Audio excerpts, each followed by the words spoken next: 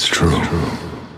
All of it. And it's going to be kind of surreal because you're going to see Boba Fett looking like he's fighting Boba Fett. The Force is strong in my family. This is not good for Disney and Lucasfilm, and they've got a problem internally either way, and they need to deal with it. So, Do or do not. There is no try. When I heard about this rumor, I just groaned inside. I'm like, I am a Jedi, like my father before me. you put the lightsaber in the hand of a Jedi, and it can be used for good. You put the lightsaber in the hand of a Sith, and it's used for evil. And he's like, prophecy is the same way. We're not done yet. so we've had Cypher Diaz switching his coacher into Jedi Lost. We've had Qui Gon's apparently coacher. And if Anakin's, when he comes to Yoda, Yoda is still reluctant. You think that he would be, figuring out by now that these visions can be real. Welcome, Star Wars fans. This is Tatooine Sons, your weekly look into all things Star Wars from the unique perspective of a father sharing his love for the amazing space fantasy saga with his two sons. I am BB Nate, and I'm joined first by my brother, Samuel the Hutt. Shoot to Star Wars fans, thanks for tuning in. And if you're not a Star Wars fan, then there's still a very important lesson to be learned from Qui Gon Jinn. Qui Gon Jinn's amazing. He's a really cool character. I think he's awesome. underrated. Some people love him and some people hate him, but we'll talk about What? it. I don't know. And of course, you can't have Star Wars without bizarre father figures. So on that note, here's my dad, the bowtie Jedi guy. Happy birthday, Samuel the Hutt. Happy birthday. Thank you. We're recording this on May 24th, so everybody knows for next year to send us gifts for Samuel's birthday No, on May please 24th. don't. You don't have to do that. I'm just playing. So, did you have a good birthday? Yeah, it was good. Yeah, what was your favorite thing we did today? It was kind of a weird, as Corona is making everything a little weird for everybody. Yeah, we didn't really do a whole lot. We went to lunch and then came home. That's about it. Yeah. So cool. it was just a nice So day. you're not going to talk about your dad making your favorite, dish, because you couldn't That get was it at good, Red though. Robin. So I'm not fishing for a compliment here on. Well, I mean, Dad made my baked mac and cheese, homemade baked mac and cheese, and it was really good because I like to go to Red Robin for my birthday, and they have this pub mac and cheese, and it's really, really good. So Dad decided he'd make it because Red Robin was grumpy because we had a group of 7 people, and their maximum is 6, and they wouldn't make any sort of Don't get technical with me. exceptions. So we didn't go to Red Robin. We thought about leaving BB Nate in the car, but that wouldn't have been nice. Yeah. BB Nate, what's going on in your world? Not much. That's what he's getting ready to say. Yeah, I was literally going to say not much. Just We went to Disney Springs the other night. yeah. That was fun. Yeah, a little different. Explain kind of what happened. feeling to Disney about Springs. this. It was very dead. Barely any stores open. A lot of more restaurants than anything. But it was bigger than when we first went there. When we were checking out UCF for Sammy. That was back in the beginning of March, before the quarantine. I mean, the first time we went to Springs, it was just an afterthought. We were a couple minutes down the road, and we were like, heck, let's go to the Disney Springs. And it was late. We were exhausted. It was packed, and we didn't even explore the back half of Disney Springs. There was that whole back section with the NBA Yeah, experience. it loops around in a big circle, and we didn't even know. I don't think. Yeah, what some of it was. we didn't see the whole NBA experience, the new Cirque du Soleil area, the Planet Hollywood. I mean, that whole back section we didn't even touch. It was huge. I didn't realize how big it was. Including the Star Wars store that was in there. That one's closed. So, what was it like though being there this time? It again was a lot different because barely any stores were open. But it was nice to see where we can go when they do open up, which is the 27th. So Just a couple of days away. yeah, for so- us. Wednesday? Yeah. We're going to also, and this isn't all about Sam, but it is his birthday. So, Sam, we're going to, this Wednesday, we're going to head to Cocoa Beach, but not to go to the beach. What are we going for? We're going to go see the rocket launch on the 27th. I should probably know what the rocket's name is and all SpaceX. this. I know it's SpaceX, but it's their first manned mission in years. I think it's almost 10 years now. They're sending people up to the ISS, and it's a big deal. I'm excited. I'm So- excited. Too. Your face lit up. Yeah. Just as we started talking about that. And are they using the relandable rockets? I I believe they are. Because it's SpaceX, and I'm pretty sure that I forget what they're called. I should know this stuff. I'm good. I'm going into this field, but I think they're using the Stage 2 rockets that break off, but can also like land on like these platforms in the ocean and stuff, so you can reuse them, which is really cool. I think. All right, so we're going to give a little behind the scenes here for our podcast listeners, because if you're hearing this right now, this is obviously not on Facebook. This is not on the Facebook show. This is a little bit extra, and we want to explain kind of what's been going on. So, Facebook, their content creation team, and has been working with us to try to help find a rhythm and a cadence for the show, a length for the show, pacing. It's a very different beast doing straight video. And it makes it a little bit more challenging. And they wanted us to try to go down to a 25-minute show. And so we've been trying to cut and make sure that works. And I think that we've learned in the last couple of episodes that it's better to let us just have the conversations that we want to have, with the understanding that we're going to cut some stuff out. We're going to make it shorter for the Facebook show, but we didn't want to shortchange you guys on the audio side. We felt like, I especially felt like this episode that's coming out this coming week, which is only 25 minutes long, feels like it's sort of it's less than what we want to deliver on the audio side. And so we decided, we're going to do some behind the scenes stuff and talk about that kind of thing. So because that's what you've been hearing for 2+ years, from us. So we've been wanting to have some fun with that. So BB Nate, before we get into hot takes, let's talk a little bit about what we did get. We purchased our annual passes. You're a rebel now. Whenever it opens, which probably mid-June is what we're thinking right now. Well, now explain for the listeners, because by the time they hear this one, it's going to be the beginning of June. Okay, so I think it's June 2nd is when this episode comes out on audio. So explain for the listeners why you think mid-June is the date. You've got some BB Nate detective work that's been going on. So tell them what's going on. Well, there's a lot of things that have been going on. Universal announced their City Walk before they opened it, and then Disney announced Disney Springs opening a couple days after Universal announced it. So I think Disney's waiting to see how the response is for that. And then Universal announced their reopening June 5th, and Disney hasn't announced yet, but May 27th, all the Disney stores are opening, and one of those is the Disney ticketing center. You're sure that's open? It's a trap! I'm pretty sure, because they said that they're going to be rolling out all the Disney stores and stuff in Disney Springs. So that, and I think they might announce it a little bit before then, or maybe that day.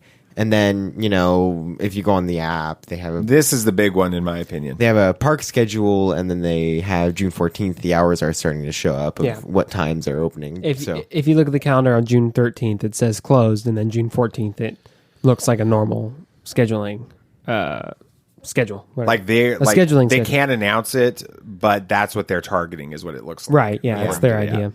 And Mom was trying to get the information from the lady with customer service, trying to get some things adjusted on our passes, and she didn't give us nothing. She didn't give us diddly squat. But she was cool though. Yeah, no, except for when Mom brought up going to Universal and Universal opening up early or something. Yeah, she said Universal beat you guys to the punch, and she said good for them. Like she's a little salty about that or something.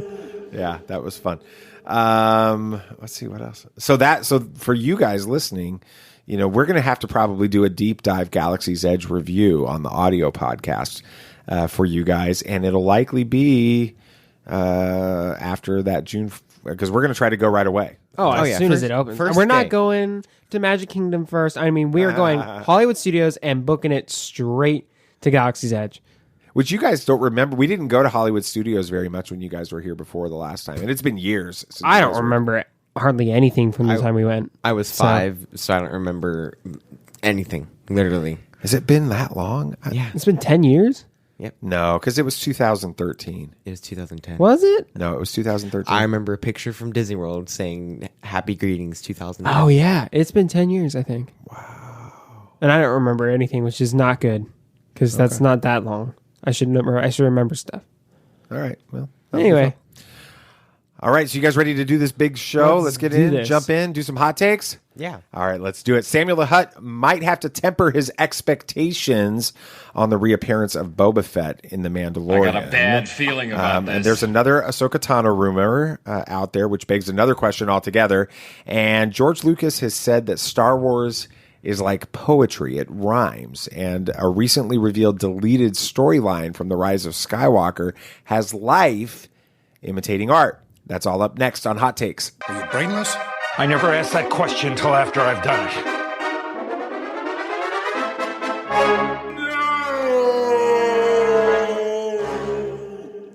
All right, again, just a reminder that these hot takes are courtesy of our friends over at farfarawaynews.com. Some of the best Star Wars content in the galaxy. Check them out. I've been retweeting their stuff like crazy on Twitter because they've been doing such a fantastic job. All right, let's just jump right into it, and they'll probably go straight to you, Samuel the Hutt, because this is about your boy. My boy. Is it Boba Fett?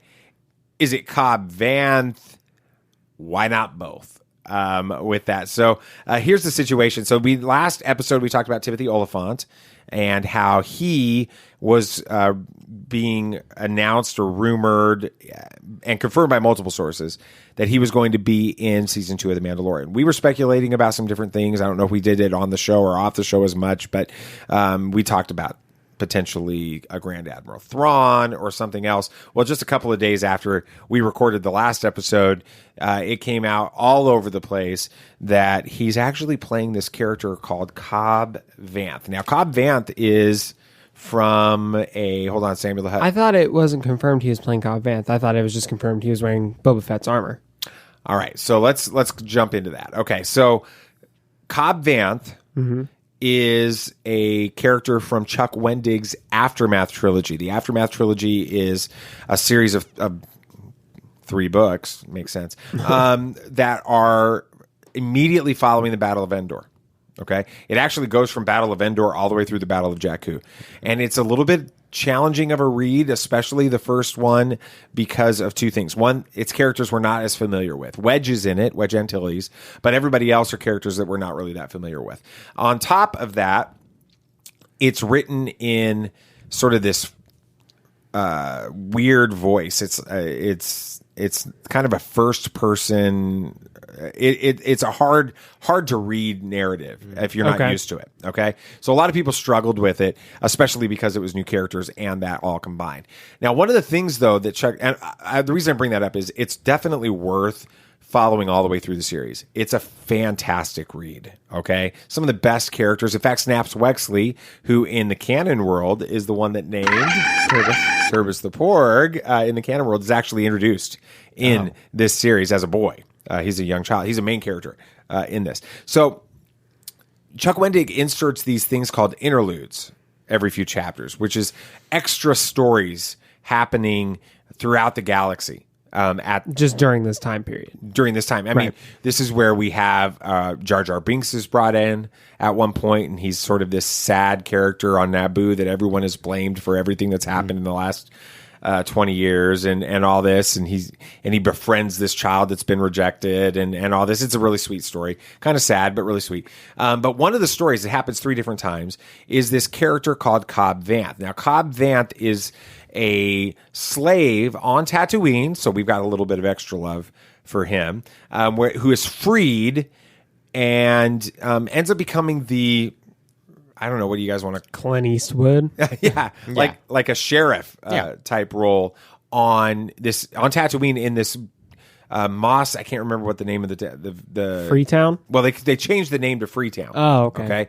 And he becomes the lawman there. Lawman, sheriff, mayor. I think says he's the mayor too. Exactly. And then throughout each one of these interludes, we learn more about this character. But one thing that's happening is he's purchasing this Mandalorian armor that was salvaged by Jawas in the sands of Tatooine in the Dune Sea, and it seems pretty clear when you're reading these interludes that this is supposed to be Boba Fett's armor. Yeah. Okay. At some point, you even wonder if, in the first interlude, if Cobb Vanth is a new name that Boba Fett has taken on, and he's like out trying to find his armor and stuff and trying to like change his identity or something. And of course, at least that's what I was thinking when I was reading it.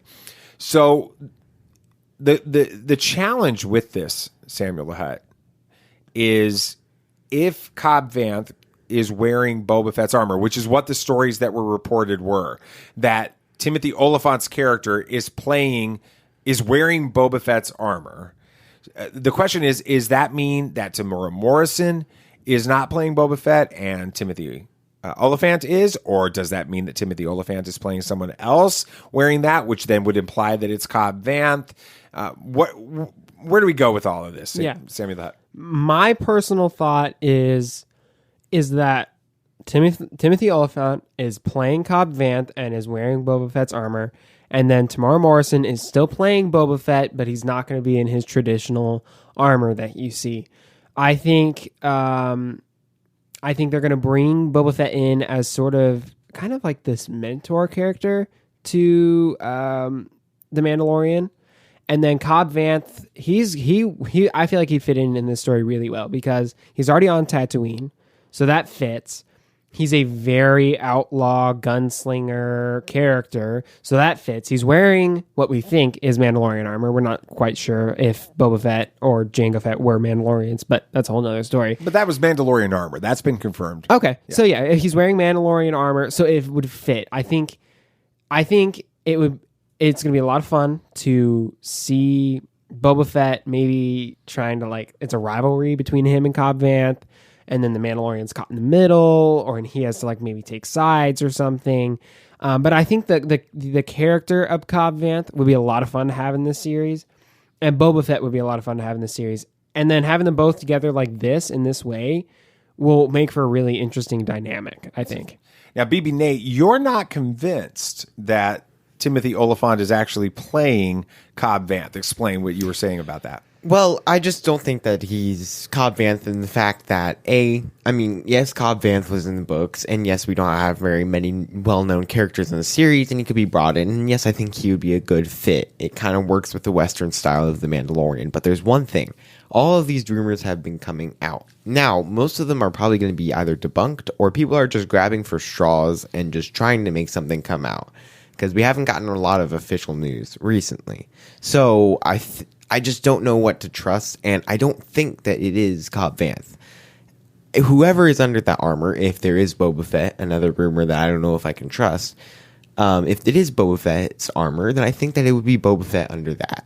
I think that would make the people that see that a lot more excited, bring in a lot more people that know about this Boba Fett character. I was an Empire that we didn't hear much about after that. So I just don't think that Timothy Oliphant is playing Cobb Vanth. Maybe just another character. Samuel, he makes a good point. The idea of a character as iconic and loved as Boba Fett, that character not wearing the Boba Fett armor and someone else wearing that, how do you think the fans would handle that? I mean, it is very disappointing. I liked Boba Fett. He became my favorite character because he looked cool, because of the armor. Honestly, that's why I liked him. But I like the idea of this storyline because it's going to make for a really interesting storyline, I think. I think you're going to have this conflict between Cobb Vanth and Boba Fett, and it's going to be kind of surreal because you're going to see Boba Fett looking like he's fighting Boba Fett. And it's just going to... I think it'll be really interesting. I love the idea. It kind of makes Boba Fett have to, earn his place even further, especially in this new era. Kind of come back from the dead. Yeah, literally. basically. It's going to basically be all right, I'm back. But then it kind of brings up a question is he going to kill Cobb Vanth? Because I think if they bring this character of Cobb Vanth in, I don't think you kill him off. I think he's a really interesting character, and he's not super well known, so they can have him as almost like a sidekick to the Mandalorian. I think it'd fit, although I don't know if he'll leave Freetown, but that's a whole nother... We don't have to worry about that right now. I think it would be interesting if eventually Boba Fett and this maybe Cobb Vanth eventually come to terms somehow. And maybe Boba Fett gets a new set of armor by the Mandalorian. They find the armorer or whatever. Or even Cobb Vanth gets his own set because he's earned it or something. I think that could make for a really interesting story that would fit. And nobody has to die, and Boba Fett gets some sort of armor, and it works. Yeah, that's awesome. All right, now, BB Nate, you mentioned something about all of these different rumors that keep coming out, and nothing really confirmed. Spoilers, rumors, that type of thing. There was a new one this week. Ahoska Tano is now being rumored to also be included in the Kenobi series. Now, we've talked about how that makes sense. We'd like to see that happen. But the problem is there's just so many rumors coming out. It's every other day day we've got a new rumor, a new announcement, or a leak of this character is going to be in this, or this actor is going to be in this, or there's going to be this new series that's coming, all of that kind of situation. BB Nate, is this a case at this point of just so many rumors you really can't believe anything? It just seems like these news sources are like, okay, we reported this one rumor. It got a lot of traction. Let's grab another famous character and put it in the series and see if we can get more clicks. And now I'm not saying that it's clickbait. I'm not saying that at all. I'm saying... No, I think there's sources that are saying some of these things, but in the end, you know, it seems like there's just too many. Yeah, I mean, we just keep getting these rumors and keep getting these leaks and announcements. I just don't think that it is... I want to dial back a little bit. When I heard about this rumor, I just like groaned inside. I'm like, it's another one. And it's just let them be surprises. And so... Yeah, it would have been a lot cooler if Boba Fett just showed up in The Mandalorian. Oh, man, that would have been nuts. Or if Ahsoka was in episode 3, right. Or at the end of episode... If the Ahsoka moment was the big reveal at the end of episode 1 of the Kenobi series, just like the Baby Yoda moment was the big reveal at the end of the first episode of the Mandalorian. What do you think about? Is it too many spoilers and that kind of thing? Yeah, I mean, if the whole Baby Yoda thing had been leaked, that would have I think the series would not have done as well, because as soon as like that's like the big reveal of the series is that there's another species like Yoda, and it is skyrocketed. Everyone was talking about it, and plus it doesn't hurt that he's cute and they could slap it on anything. Unless I wear my Baby Yoda shirt. Right. I had a Baby Yoda cake for my birthday. Like, you know, it's fine. I would have completely negated it. If the Darksaber had been revealed at the last episode, obviously it wouldn't have had the same effect. I mean, that's a big deal. What does this mean? How did he get it? Things like that. This whole revealing that Ahsoka's in basically every series now. I'm surprised she hasn't been rumored to show up in Cassian at this point. It's a trap. Actually, she has been rumored to show up in Cassian. Are you serious? Anyway, I think it is too much. I love the ideas of these characters showing up in these shows. Obviously, I'm a fan of Boba Fett coming back and things, and I love the ideas. But part of me thinks just leave them as surprises, so that way we can enjoy it better. I mean, I understand that there might be some merit to having it leaked so you can build up hype for it, but I think you get even more hype if you leave it as like a secret, and then when it comes out, everyone's talking about it at once, and then you drive traffic to the show right then while it's still big. I'm not sure if all these rumors are necessarily like on purpose, but I think they could do better at keeping them secrets, so that way they hit different, you know. Yeah, and the driving traffic thing, they're getting a lot of these news sites are getting a lot of traffic from Ahsoka appearing and that kind of stuff, because the final season of Clone Wars is still very popular right now. And so they see these people that aren't really tapped into Clone Wars see this Ahsoka character keep getting mentioned in these new articles of appearing in The Mandalorian Season 2, which some people might have watched that haven't seen Clone Wars. So I think that maybe they just see this Ahsoka and drive traffic to the Clone Wars. So, it is while it's driving traffic to Clone Wars, it's let us be surprised when it happens. So. Yeah, I don't think this is a Disney Lucasfilm thing. I think that Disney and Lucasfilm have a leak and they need to hire some plumbers. They need some people coming in there, finding out where this is coming from and digging in and getting rid of the, like heads should roll at Lucasfilm and at Disney right now, because this is... If every one of these rumors is true, this is a disaster when these shows come out. Because here's what ends up happening. We as fans, now we're going to spend the next, June when this episode comes out, end of May when we're recording it. We're going to spend the next May, June, July, August, September. It comes out in October. We're going to spend 5 months speculating about everything that we've heard about The Mandalorian. And if it doesn't come the way that we anticipated it was going to come, then you're going to have Last Jedi moments all over again. You're going to have the Rise of Skywalker moments all over again. That is not good for Star Wars fandom. The Mandalorian worked because of what you were saying, Samuel the Hutt, because we didn't know about the Baby Yoda thing. We didn't have a chance to speculate. We didn't have a chance to create our own headcanon around it. We didn't ever see the Darksaber coming. at the end of The Mandalorian season 1 and everything that comes through that. And so if all of these rumors are true, it's a mess because we create our own headcanon around it. But here's the flip side.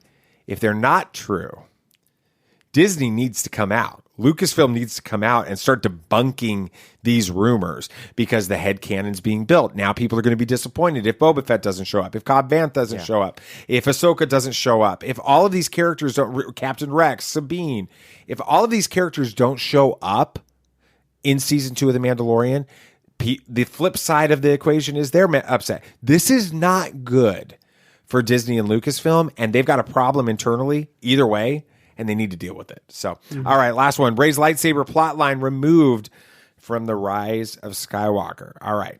So, basically, Phil Shostak, who's an amazing artist that works for Lucasfilm and has done some of the... He's also an absolute gem when it comes to Star Wars fandom because he's out on Instagram and he's out on Twitter almost constantly, sharing some great concept art, sharing previous images and explaining stories behind the art. Love what he's done with some of this stuff. Now, he revealed this week that there was an entire plot line in The Rise of Skywalker that was actually cut from it, which culminates in Rey with the lightsaber at the end that we see, the yellow lightsaber and all of that kind of stuff. But it was her throughout the entire movie trying to construct that lightsaber using the sacred texts and all of that kind of stuff. That got cut from the entire film. The only thing we saw at the end was the yellow lightsaber, which BB Nate, when we watched this on opening night, you noticed more than just the yellow lightsaber like everybody else noticed. Kind of explain what happened with that. Well, when she was switching it, I saw like a blue and a green, and then the yellow saber light up. So maybe it's a multi-kyber crystal saber or something. Or maybe the blue and the green is somehow mixing to make the gold or the yellow or something like that. Yeah. I don't know. That was pretty cool. Yeah. So it's interesting, when we think about this whole scenario, one of the most famous deleted scenes in all of Star Wars history, and really in all of movie history, is the deleted scene from Return of the Jedi, which is actually of Luke constructing his green lightsaber with it. And it got completely cut from that film, just like Rey's got cut from the third film in this trilogy with it. Which is interesting because in each trilogy, each main character has made their own lightsaber. Anakin in episode 2, his lightsaber gets destroyed at the factory, so he has to make the one that you see passed down throughout the rest of the trilogy. And then Luke loses it on Cloud City, oddly enough, the second film. And he makes the green one. Or excuse me, in the Return of the Jedi, he makes the green one, which is that scene which was cut. And then in this next trilogy, you see Rey using Anakin's lightsaber as well, but eventually she switches and makes her own lightsaber. So there is this idea of each character making their own lightsaber, but strangely enough, we never see it in any of the films, which I wonder why that's the case, because you'd think at least one of these times you'd see it. So there's got to be some reason that you don't see it. Maybe it is just simply, it just doesn't fit in the film. It just doesn't feel right. Or maybe there's like a deeper meaning behind it. But I think for the most part, it's just, it doesn't feel right as like for the flow of the film. So they usually probably cut it out. Because in Return of the Jedi, it doesn't really work. Yeah. I mean, I think we were talking about this before the show. It's a little too early in the film. The big question coming out of Empire Strikes Back is whether or not Luke is actually Vader's son. And then if you watch the entire clip, then you actually have communication again going on through the Force between Vader and Luke, and it seems to be sort of tipping their hand, to use a poker term, card playing term. Like, everybody can kind of see what's going on. They're showing their cards too early in the film. Plus the droid stuff doesn't work. It's kind of campy, more than it should be for R2 and C-3PO. And the big reveal, all the tension from Jabba's palace about why is Luke giving the droids to Jabba the Hutt and what's going to happen with Luke's lightsaber. Why is he dressed in this black hood and stuff? Exactly. All of that. You kind of wonder, he's force choking people. He's wearing all black. Is he a bad guy now? All of that's eliminated if you leave this scene in the beginning of the movie. Now, before we move on, BB Nate, you spent some time we were talking about this as well earlier, about yellow lightsabers and kind of how it was a unique idea, at least to some extent within that. Explain what the meaning of the yellow lightsaber is. Well, my favorite lightsaber color has always been yellow. And so the meaning behind it normally means this kind of, you have different parts of the Jedi Order. And this part really follows around the Sentinels, the Temple Guards and everything like that. Well, they make sure they use the Force, but they also use real world tactics, like how to fight in the real world, so that they can always be prepared for a fight and not rely on the Force or a lightsaber for a good fight.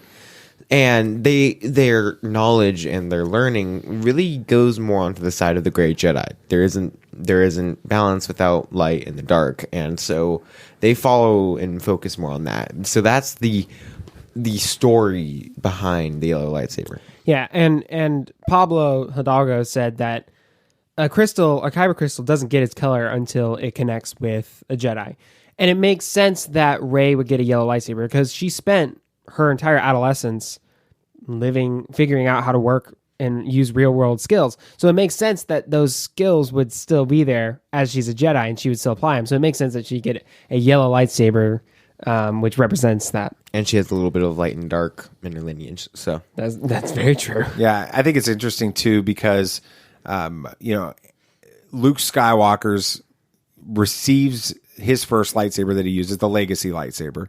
It's blue, right? But then when he makes his own lightsaber, it's a different color because it kind of, we know why it was a different color because it didn't look good against the blue sky in Jabba's. That's why they had to change it to green. That's what they've come out and said. But the reality is he's got a different color lightsaber because he's become his own now. Right. And it's the same thing with Rey in this. And now that I'm even thinking about it, it's the exact same lightsaber. They both have Anakin's lightsaber until they make their own. That's what I was trying to make that point earlier. Yeah. It's pretty interesting stuff there. Awesome. Call up a Hammerhead Corvette. I have an idea. Be careful not to choke on your aspirations. The ability to speak does not make you intelligent.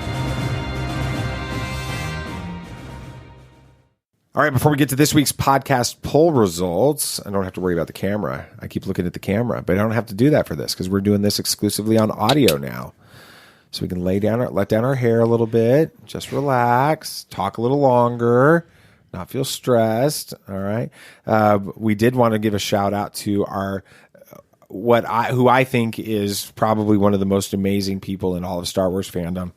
Mr. Positivity, we call him our Jedi master of positivity, Neil Lowry.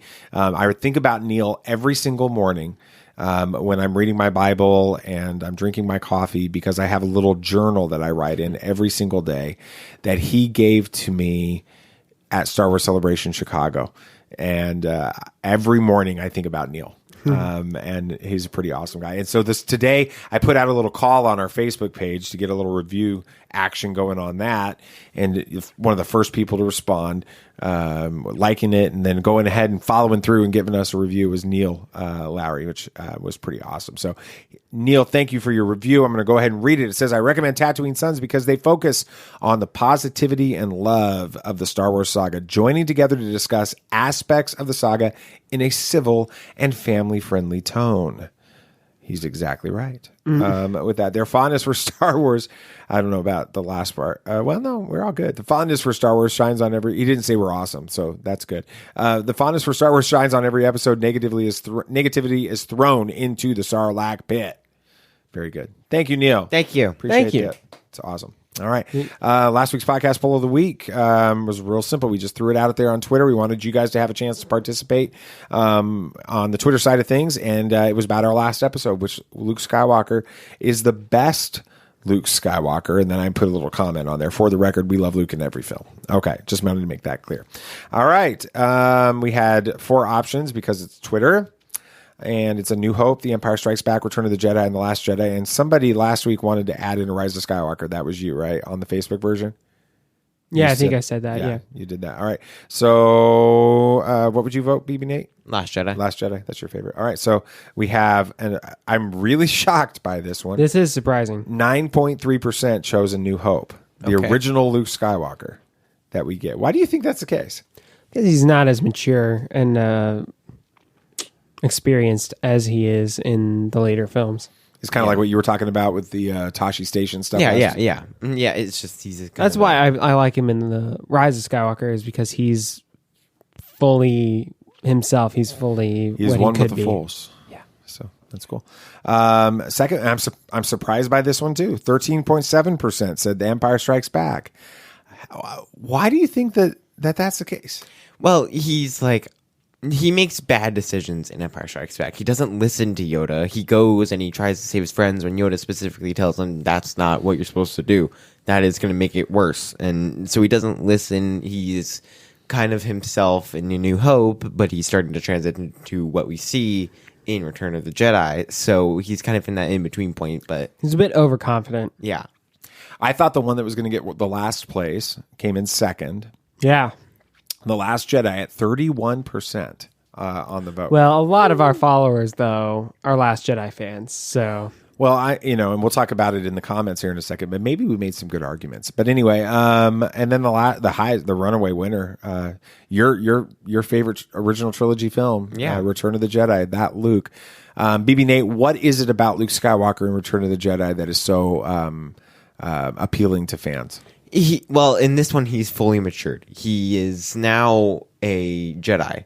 He knows how he's going. Like my father before me. Yeah, and he goes and he tries to finish the training with Yoda. He understands that he was wrong. And then when he's on the fight with Darth Vader, he gives himself up.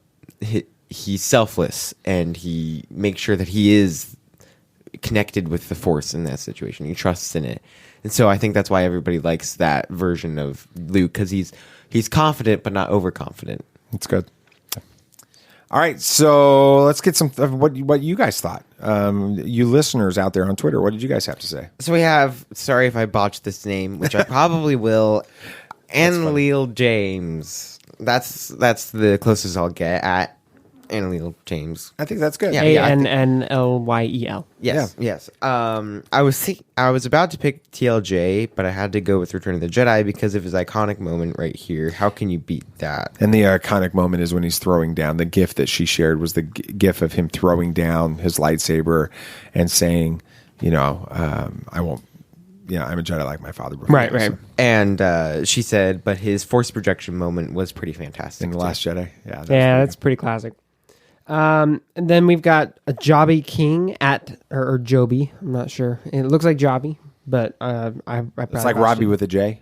Yeah. Okay. Let's go with that. At Jobby 1874. There we go. They commented, green lightsaber, black suit, a fully fledged Jedi. This will always be my favorite version of Luke Skywalker. Obviously, Return of the Jedi. Yes. I'm talking about on that. And then Ian Thompson, one of our close fans and listeners and supporters and friends on this crazy galactic journey that we do every week. Ian Thompson was actually, I just wanted to put this on there because it's kind of cool to say.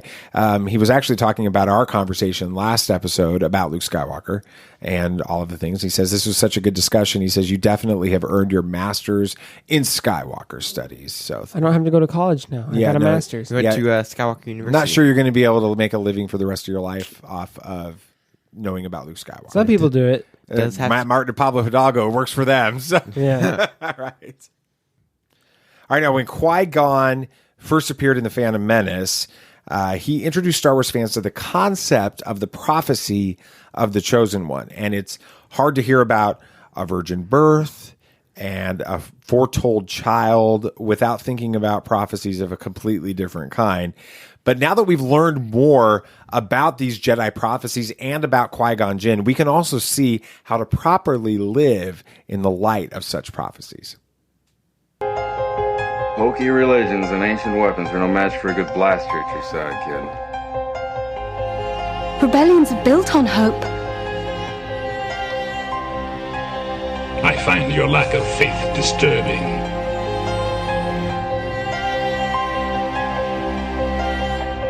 All right, before we get into Qui Gon Jinn and some of the detailed stuff that we've been, planning for this episode, and you guys have been preparing for and everything, just some initial thoughts on Qui Gon Jinn. What do you think about the character? Do you like him? Do you not like him? Why? Go first, BB Nate. Well, researching the topic this week, I really started to like the character of Qui Gon Jinn more. Now, we don't have him in a lot of content for the series. We have him in a couple comics of Master and Apprentice, and half of Dooku Jedi Lost, and then Phantom Menace and some Clone Wars. So we don't have a ton of him. But what we do have is very interesting about him. My favorite version of Qui-Gon would have to be from Dooku Jedi Lost. The naive kid that we go through that journey with Qui-Gon about how he's starting to learn more from Dooku. He's starting to learn the stuff that Dooku does. He's starting to get a little bit more cunning, like trapping people in these traps that he set for, like, seeing like their friend wanting to go play some sabacc and then figuring out their gambling debts. So those kind of things. I just like how he's not like a normal Jedi, like Dooku, as we see. That's why I love Dooku's Jedi Lost so much, is because of the character that we see for Dooku. So cool. Awesome. Samuel the Hutt, what do you think about him? Yeah, no, I like how he seems really wise. Like, almost wiser than Yoda, I think. Impressive. I know. Every word in that sentence was wrong. If you look at the examples and you look at what he's done, it just feels like he is wiser than Yoda. I mean, I don't know why. I can't explain it. I just think he's seen more and understands the Force a little bit better in a way, even though he's lived a much shorter life than Yoda. I think he's just a better example of what a Jedi should be. Yeah, that's interesting. Now, I love Qui-Gon Jinn. Watching the entire evolution of the story of Qui-Gon Jinn, as I have since Phantom Menace in 1999 was released, Qui-Gon Jinn seems almost too good to be true in the Phantom Menace. Like he's just too perfect as far as a Jedi goes. And then you hear these lines by Kenobi where he's saying, if you didn't defy the council and all of that, you start to wonder what those stories are all about. Now we know from Master and Apprentice, we know from some of these other things what those stories are.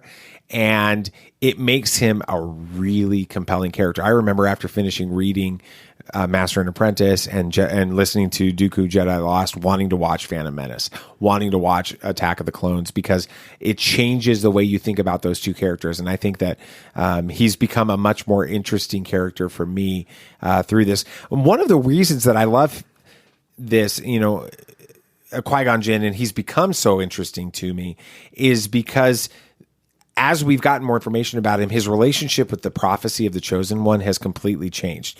In the Phantom Menace, it seems like he's a true believer, right? He's all in on this prophecy of the Chosen One, and he believes that this Chosen One is going to come. That's the first time we've ever even heard about that. It's hard to think about that from your guys' perspective. That before the Phantom Menace, there was no prophecy of the Chosen One. That doesn't exist in the original trilogy. It's never mentioned in this. The first time we hear that is when they're taking midichlorian counts and he's talking about it on Tatooine. So when he's talking about it there, it's from a perspective of, he thinks that Anakin is the Chosen One, and he's fully convinced of this. But now that we've gotten more information from Master and Apprentice and some of the other things, he seems to have reluctantly come to understanding this prophecy as being real. See, when he was a child in Master of the Apprentice, they talk about this a lot. When he was a child, he was exposed reluctantly by Dooku to the prophecy of the Chosen One and some of the other prophecies, and Rael Averross, which is in Dooku Jedi Lost a lot. He's also in Master and Apprentice. He's a major character in that. He had an interest in the prophecies as a child, but Dooku didn't want him to actually be reading those, which I think is really interesting because he was obsessed with the prophecies too. Mm-hmm. What do you think changed that for Dooku?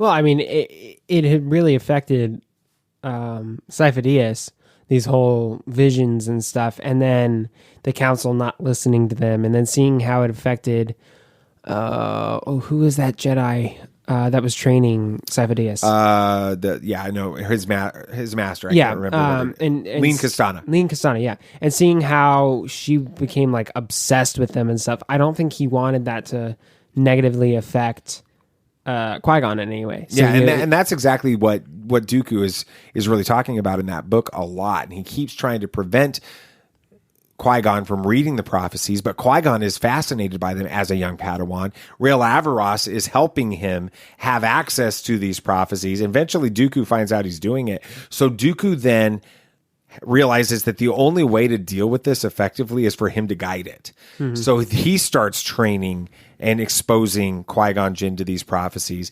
and teaching him that they're not good or they're not evil, the prophecies.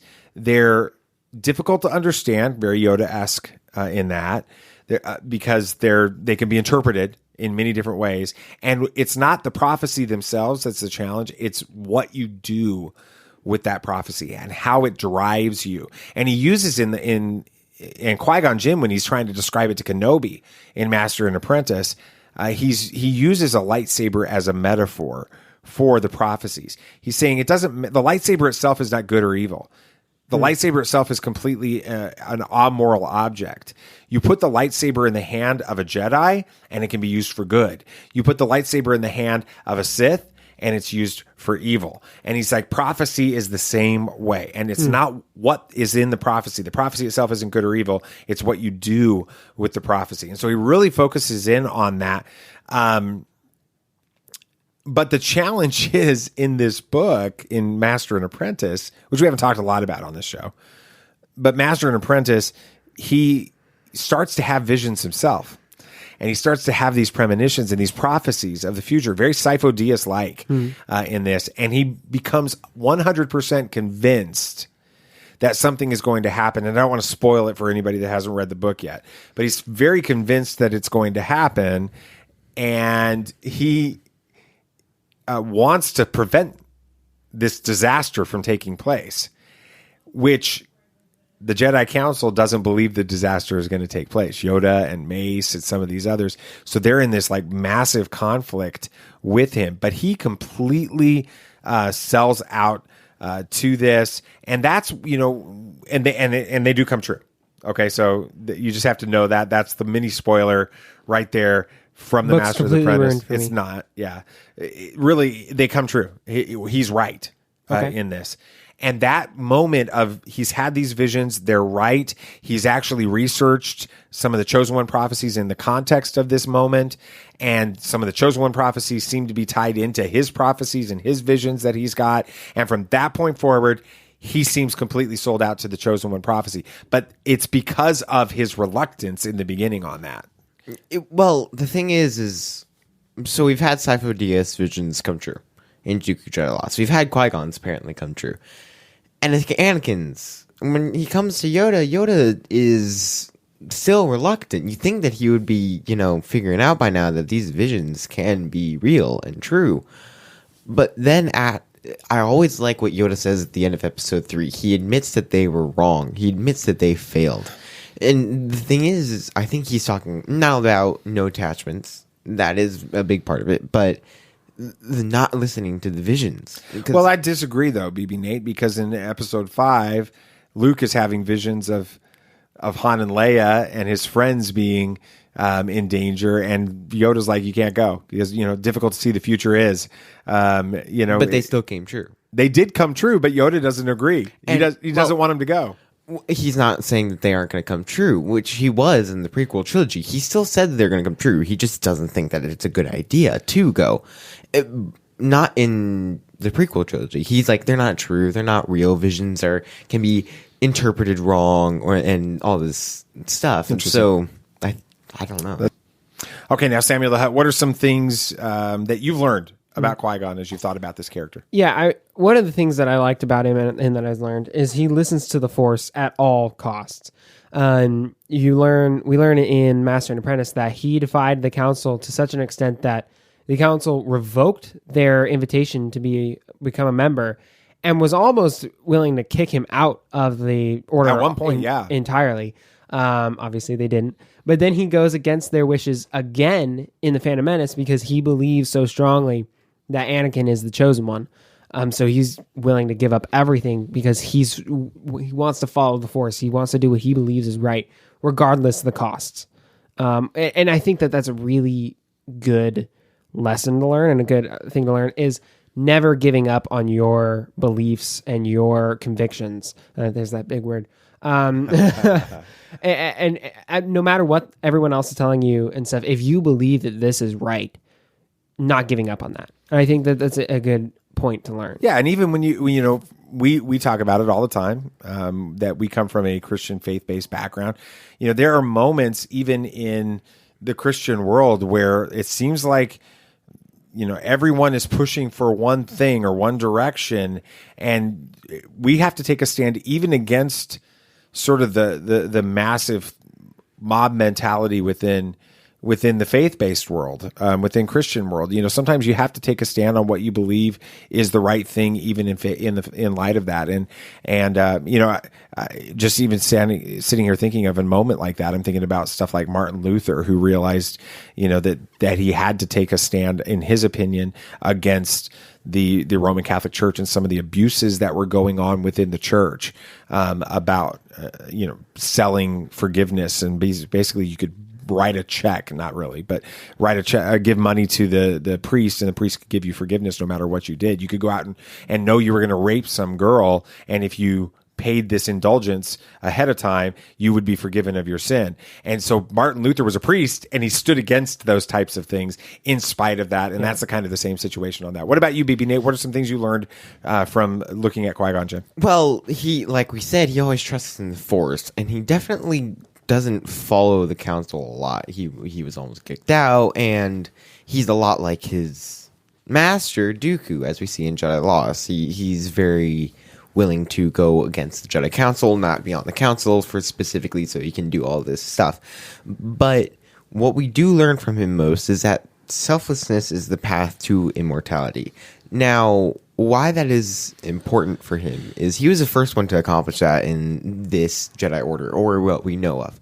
So he was able to accomplish that by trusting in the Force so much that he was finding this planet. I don't even know if we know the name quite yet of this planet with the priestesses.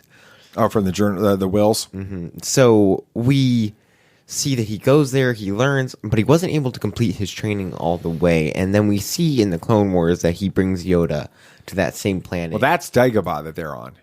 Well, yes. Yeah, but he does eventually take Yoda to that planet. Oh, that's right. Okay. Yeah, and he goes and he learns from these priestesses. That's really hard to say with my lisp. It just sounds like priests. But he goes and figures this out. And that's not something that the Jedi Order really does. He trusts in the Force so much to believe in it to go to this planet. And it's good.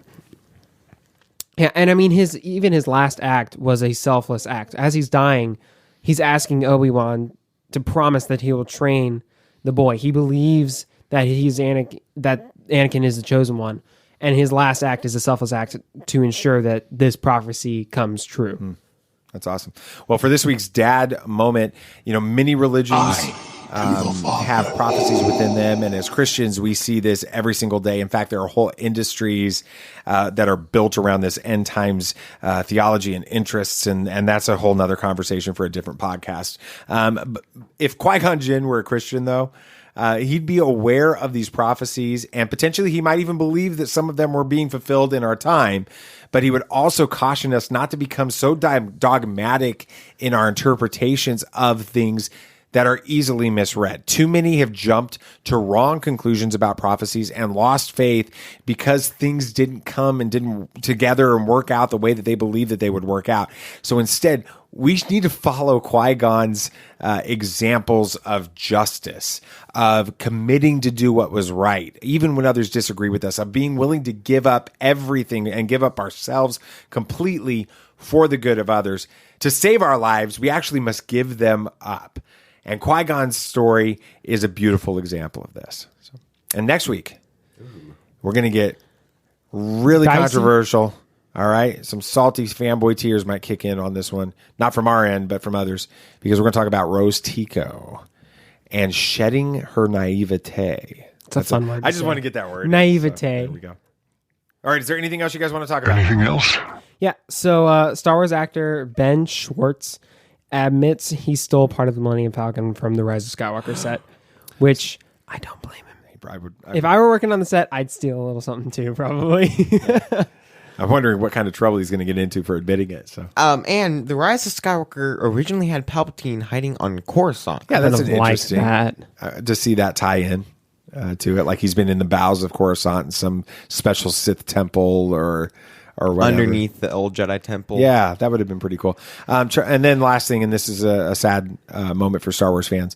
And really for lots of other people too, because he was so involved in geek culture and marketing so many different comic books and movies and things like that. Charles Lippincott, who was considered kind of a founding pillar of Star Wars and the whole phenomenon, he died this last week at 80 years old. So we give our thoughts go out to his wife and family and everyone involved in that. It's a sad moment for Star Wars. So.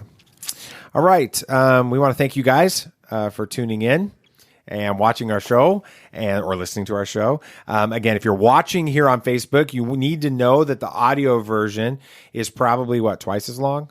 Probably at least twice as long. We go into a little bit deeper dive on some of the audio, so it could be a whole new experience. So make sure you're following us on your podcast service of choice.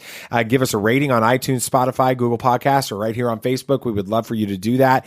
And then, of course, if you are listening or watching, we need you to follow us on Facebook, participate in our group discussion page on Facebook as well. Follow us on Instagram, follow us on Twitter. We definitely want to interact with you guys and get some of your thoughts and your questions. You guys help to make this show possible. So that's pretty much going to do it. And when do our episodes air again? Yeah, they go out Monday. Thanks for reminding me. Monday, 8 p.m.